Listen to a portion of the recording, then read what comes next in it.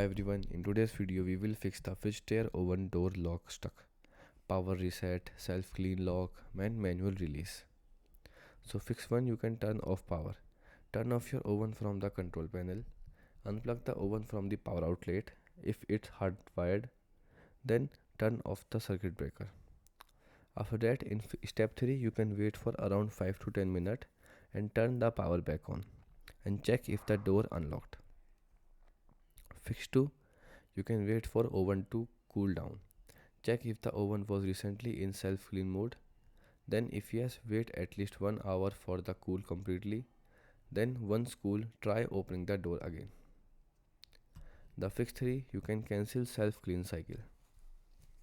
Press the cancel or clear off button on the control panel. Then wait a few minutes. Then listen for a click sound. That the lock release. Then gently try opening the door. Goodbye.